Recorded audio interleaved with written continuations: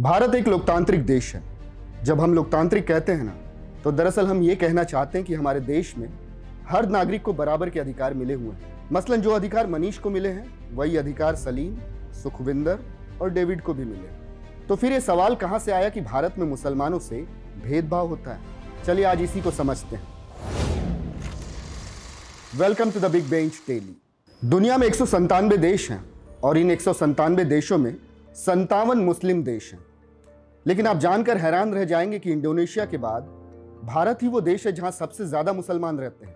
यहां का मुसलमान शायद ही कोई ऐसा क्षेत्र हो जहां काम न करता हो। यह भी सच है कि देश की तरक्की के लिए जो बातें जरूरी हैं, उसमें से एक बात यह भी है कि देश में मुस्लिमों से कैसा बर्ताव किया जा रहा है। द इंडियन डिस्क्रिमिनेशन ऑक्सफैम 2022 की एक रिपोर्ट में कहा गया है कि साल 2004-2005 में मुसलमानों के नियमित रोजगार में 59% की कमी भेदभाव के भावना के चलते हुई।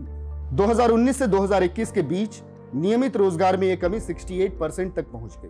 आंकड़ों पर गौर करें तो एक हिंदू महीने में औसतन 21,822 रुपए कमाता है, लेकिन मुसलमान की औसत मंथली आमदनी 15,458 रुपए है। अब रिपोर्ट के हिसाब से माने तो हिंदू मुस्लिमों की अपेक्षा ज्यादा कमाई करता है, मगर यहाँ मूल चीज गायब है और वो है भेदभाव। तो फिर सवाल ये उठता है कि मुस्लिम अगर हिंदुओं से कम पैसा कमाता है तो उसकी असल वजह क्या है?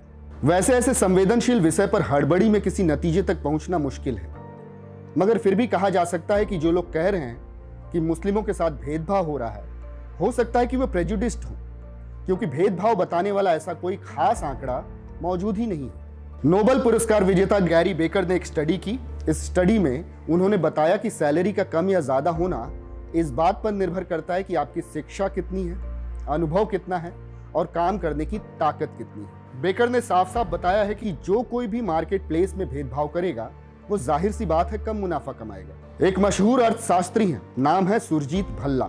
सुरजीत भल्ला ने इसी भेदभाव वाले विषय पर एक लेख लिखा है। इस लेख में भल्ला भारत और अमेरिका में वेज गैप का जिक्र करते हैं। वो बताते हैं कि पिछले 40 साल में अमेरिका के वेजेस के गैप में शायद ही कोई कमी आई है। अमेरिका में अश्वेत नागरिक 1983 में करीब 18% कम वेतन पाते थे, आज उन्हें 23% कम पगार मिलती है।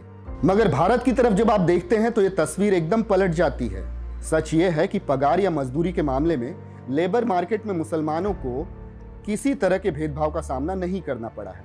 भल्ला अपने लेख में लिखते हैं कि दिलचस्प तो ये है कि सिर्फ 2011-2012 और 2017-18 सिर्फ ये 2 सालों को अगर छोड़ दिया जाए तो मुसलमानों की औसत मजदूरी या पगार हिंदुओं के मुकाबले ज्यादा रही है। अब द बिग बेंच पर बैठकर सोचने वाली बात यह है कि मुसलमानों के साथ भेदभाव वाली बातें क्यों फैलाई जाती हैं? क्या इसलिए कि माहौल को बिगाड़ा जा सके? इस मसले पर आपकी क्या राय है? आप हमें कमेंट करके बता सकते हैं।